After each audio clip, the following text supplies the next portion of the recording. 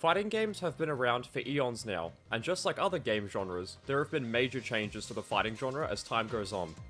I got curious the other day and wanted to know what's changed about fighting games since their inception over 30 years ago.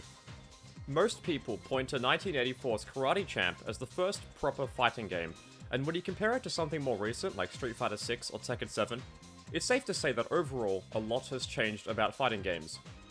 But that's too broad in my opinion. It doesn't explain why or how things have changed. So, that's what I'm going to be doing in this video. But not only will I be doing that, I'll also be going over some things that have stayed the same about the genre. As such, this video will be divided into two halves. First, we'll go over what stayed the same about fighting games, and then we'll go over the differences. This will not be a comprehensive guide to every single thing about fighting games that have changed or remained the same over time. Instead, it'll be a look at some tropes and conventions regarding the genre I thought were interesting to see as newer, more modern fighting games released that replaced the old ones. I'm going to be splitting the concept of fighting games itself into two distinct categories, the standard definition era and the high definition era. This will allow us to compare games from different series with ease, and hopefully make it easier to understand. Keep in mind that this is not supposed to be a serious analytical deconstruction of fighting games. It's just a fun idea I had while binge watching Pop Team Epic. Without further ado, let's learn a bit about what changed and what stayed the same about fighting games over time.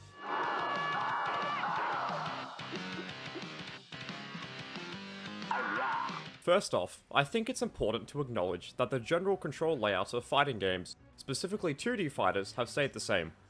Let's look at Street Fighter 2, arguably the most popular fighting game from the standard definition era. You move the stick in 8 directions to move around, and you have 6 attack buttons, 3 punches, and 3 kicks. Combining a motion input with a button usually gives you a special move depending on the character that you can use to beat the enemy. Fast forward to modern entries into the series like Street Fighter 5 and Street Fighter 6, and not much has changed. You still move around and attack with the same control inputs that were created back in the standard definition era. Even games like Mortal Kombat, which used simpler inputs instead of regular inputs, still operate like this today with their move lists in games like Mortal Kombat 11. Newer entries into 3D fighting game series like Tekken still operate very similarly to how previous games in the series worked. So for example, if you want to do a Wind God Fist with Kazuya in Tekken 1, you can do the exact same thing in Tekken 7 with the same input. When it comes to the control layout, Tekken, along with other 3D fighting games like Soul Calibur, have still more or less the same exact control layout today when compared to the very first games. Inputs are there for us to control characters, obviously, so that brings me to my next point. Characters and their archetypes have also stayed the same. Were you around back in the day to play the famed Ryu vs Guile matchup in Super Street Fighter 2 Turbo? Then you'll be able to do the exact same thing in the upcoming Street Fighter 6, as both these characters, as well as other fan favorites like Ken, Chun-Li, etc., all return.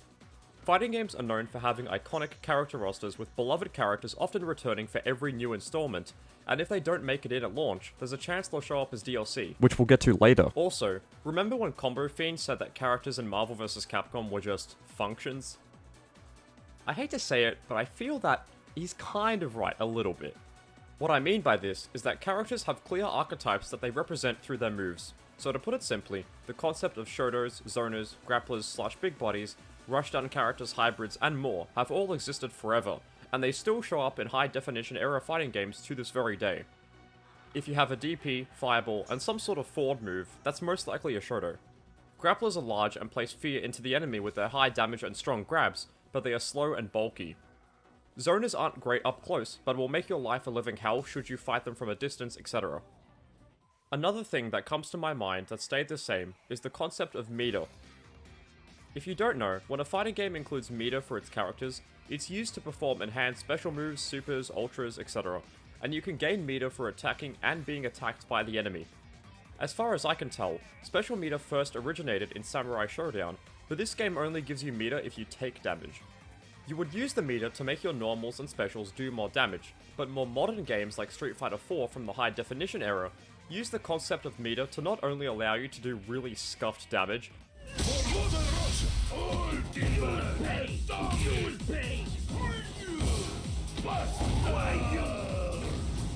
but also to make things safe on block or to aid in combo extensions. More high-definition era games like Street Fighter 5 and Guilty Gear Xrd also use meter for things like defensive maneuvers, and games like Mortal Kombat 11 have specific meters for offense and defense. Meter isn't as simple as just using it when it becomes available, however, as resource management is a big part of fighting game psychology. Saving it for when the time is right is crucial, and you'll often miss golden opportunities to punish or approach an opponent if you don't have it at the right time and the right place. The next point, it's not super serious, and it's really funny in my eyes. But another thing that's the same about fighting games is the fact that no matter how long developers spend balancing their games, there are still characters that are just completely objectively dumb and broken. Leroy, Bob, Sagat, Labcoat21, Virgil, and Mr. Karate all come to mind when thinking of high-definition era fighting game broken characters. Back in the day, fighting games, they were still new, and the complexities of making such a complicated game were still being figured out by developers, so fair enough, they get a free pass. But having someone as strong as Leroy show up and be this prevalent in a major tournament was really funny to watch. Hell, Labcoat21 from Dragon Ball FighterZ was so unbelievably broken and strong at launch, to the point where she was outright banned from major fighting game tournament CEO. I'm pretty sure that's never been done before, it's unprecedented. Something that I'm surprised hasn't gone the way of the dodo in the jump to the high definition era is the practice of periodically updating fighting games. Initially, I thought that Street Fighter and other series stopped doing this, but then I remembered that Street Fighter V Arcade Edition and Street Fighter V Champion Edition received physical copies that changed game balance and added new mechanics, and games like Tekken 7 and Dead or Alive 5 received updates in the form of Fated Retribution and Dead or Alive 5+. Hell, even Marvel vs. Capcom 3 got an update in the form of Ultimate Marvel vs. Capcom 3, and this was the first time a game in that series ever got a new revision. Series like Guilty Gear and Mortal Kombat did this as well, as Xrd Revelator and Revelator 2, and Mortal Kombat 11 Ultimate and Mortal Kombat XL have now replaced the original versions of their respective games. My penultimate point is perhaps my favourite one, the concept of a crossover fighting game. Classic games like X-Men vs Street Fighter, and technically Street Fighter Alpha as it contains characters from Final Fight, combine characters from one series with another, and make them battle it out with often exaggerated abilities, like Ryu being able to shoot full-blown Kamehamehas instead of just his regular Shinku Hadouken super. The Capcom vs series branched out to other properties, like with 2008's Tatsunoko vs Capcom for the Wii, and other companies tried it out too, with games like Mortal Kombat vs DC Universe and BlazBlue Cross Tag Battle. Even Tekken 7 and Super Smash Bros. Incorporate crossover characters into their usual core gameplay to keep the hype train going before and after launch, to wholesome positive moments. What? Are you serious? What? And uncontrollable laughter-inducing negative ones. See, that's the type of corny ass shit I was talking about. It's just these corny, kookily noises. Crossover fighters are often team-based games where you pick 2 or 3 characters to form a team with assists, screen-filling supers, big damage combos, multiple bars of meter, etc., to make something that's a true spectacle to watch and to play. Finally, the last point I'd like to make about what stayed the same is the concept of comeback mechanics. Simply put, these are mechanics that help you achieve victory in a seemingly unwinnable situation, whether it's the rage meter mentioned before from Samurai Showdown that lets you do big damage, Capcom vs SNK2's S-Groove, which lets you have unlimited level 1 supers at low health, or Jin's automatic power-up super in Marvel vs Capcom 1. Comeback mechanics have existed in the past, and still exist in the high-definition era, with games like Marvel vs Capcom 3, Dragon Ball FighterZ, Street Fighter 4, Tekken, BlazBlue, Persona 4 Arena, and more, all containing various comeback mechanics of different strengths to help you get the upper hand over the enemy once a match is down to the wire. These can be in the form of passive buffs that take place over time, such as in Tekken 7 with that game's rage system. Once you're on low health, your life bar will start to flash red, you'll do more damage, and you'll get access to 2 new moves, Rage Drive and Rage Arts, which are essentially the supers of the game. Marvel and Dragon Ball, on the other hand, have X Factor and Sparking Burst respectively. These are buffs that you activate manually, be it in neutral or in combos, and the less characters you have on your team, the stronger and faster and more damaging you become. It can totally turn the tide of a match, especially in Marvel. Virgil and Phoenix with X Factor are deadly. Now let's dive into what has changed about fighting games over the years. A point that comes to my mind is the idea of regularly patching games via free online downloads. Magneto may be a god in games like X-Men vs Street Fighter and Marvel vs Capcom 2 to this very day, but that's because these games, along others that released in the standard definition era, never received balance patches. And they really couldn't because the technology wasn't quite there yet to do patches, so broken characters stayed broken, and the community had to deal with them, love it or hate it. Nowadays, we live in an era where games are patched constantly to buff characters, nerf characters, add completely new characters, as well as removal of glitches, further optimization of games, etc. As far as I can tell from my research for this video, Dead or Alive 4 on Xbox 360 was the first fighting game to receive an online patch on the 8th of March 2006, but this only contained some minor bug fixes and nothing else. Although a bit later, on the 14th of March 2006, another patch was released that addressed frame rate issues and damage levels for more balanced fighting. Going back to Leroy and his objectively busted move list when he first released in late 2019, it's not accurate to say that he's still busted years after launch. Tekken 7's 3.21 patch only contained nerfs for Leroy, which is insane. No other character got nerfed or even buffed, it was only nerfs for Leroy. What's also insane are the leaps in graphical fidelity in the genre as technology improves. Series like Street Fighter, The King of Fighters, Samurai Showdown, Guilty Gear, etc. used to be presented as sprite-based fighting games, but now, they, and most other fighting games, are all presented with rendered 3D character models. Guilty Gear has always had an anime cast of characters, and developer Arc System Works uses the 3D cel-shaded art styles of Xrd and Strive to create beautiful-looking fighters that help to get newer fans interested in the genre. Developers also use either their own engines or rely on external engines made by other companies for their fighting games. Tekken, for example, used to always run on internal engines made by Bandai Namco themselves, but Tekken 7 and Tekken 8 use Unreal Engine 4 and Unreal Engine 5 respectively. More detailed graphics also allow for expressive animations in high-definition era fighters when compared to the old-school games.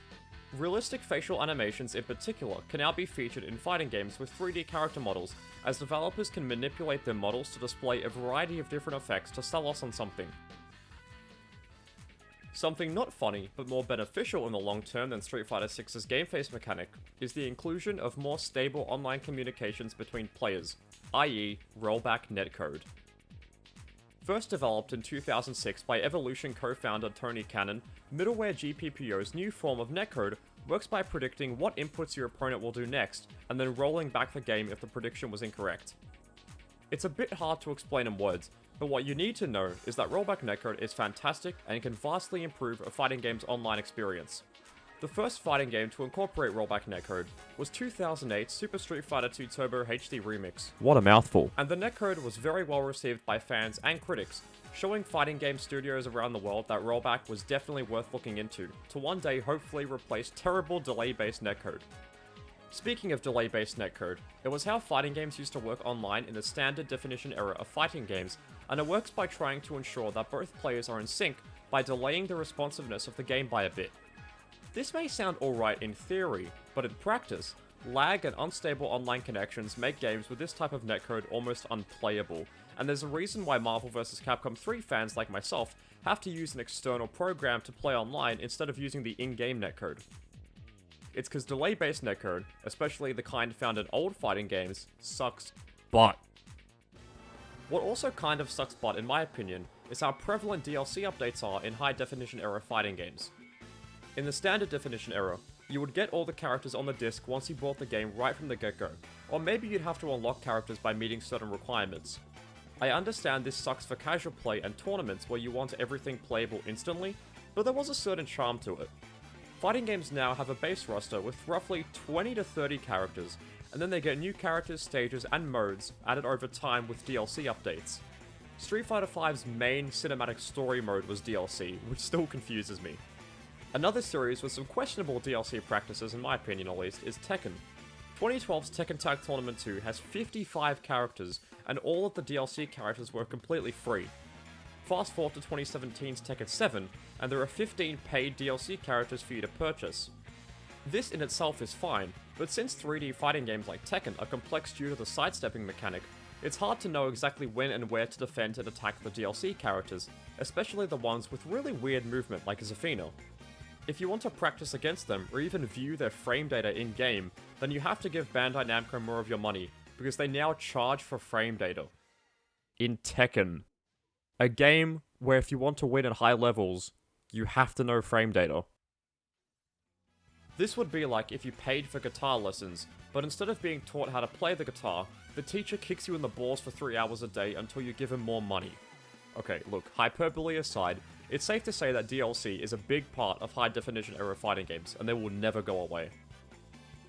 That's perfectly fine in my opinion. It's a great way to keep expanding and adding new content to games, and you don't have to keep releasing a new arcade cabinet or a new physical copy of the game to do so. Wink wink Capcom. Another debated topic in modern fighting games is the topic of accessibility.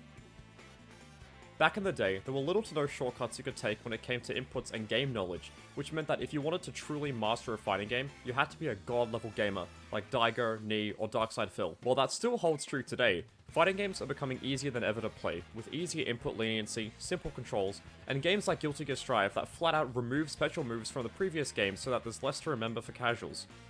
Accessibility can also relate to those with disabilities. Street Fighter 6, for example, contains various accessibility options for those with visual and sight impairments to help them play the game. This is really cool to see, and it reminds me of Broly Legs, a disabled Street Fighter legend who can't move his arms or legs due to a severe health condition, who still managed to become a top-level Chun-Li player who is a force to be reckoned with. The controversial part of accessibility, however, is the risk of reducing game depth with the intention of hopefully making the game reach a wider audience. I love Guilty Gear Xrd and Plus R, but I hate Strive for this reason. So I personally am a victim of this great tragedy. No, I'm just kidding. Games like Rising Thunder, Power Rangers Battle for the Grid, and others don't have regular motion inputs, instead having Smash Bros. Style one-button specials.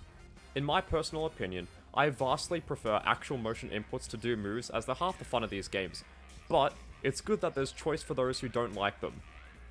A somewhat recent debate that's popped up is the type of controllers that you use to play.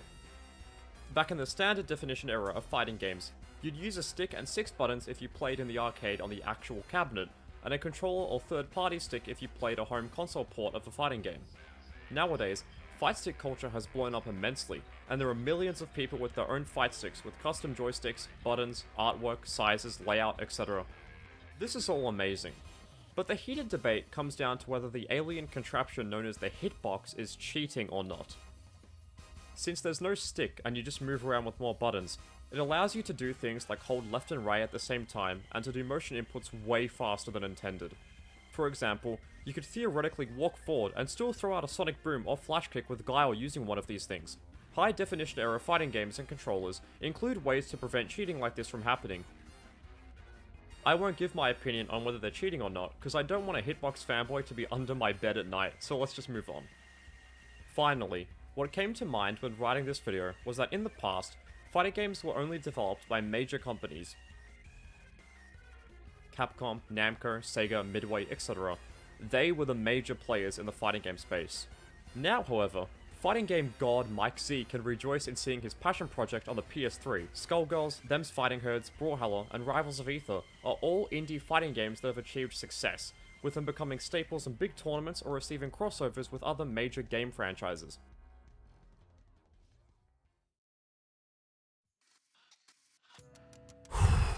Well, that was a long one. What started out as a fun idea in my head turned into a series of long editing sessions that made me want to jump off a bridge and land on the bed of nails with spikes from Jackass. Jokes aside, I hope you had fun watching the video, and hopefully you learned something about fighting games and their evolution over the years. Thanks so much for watching if you stuck all the way to the end, and I'll see you in the next one.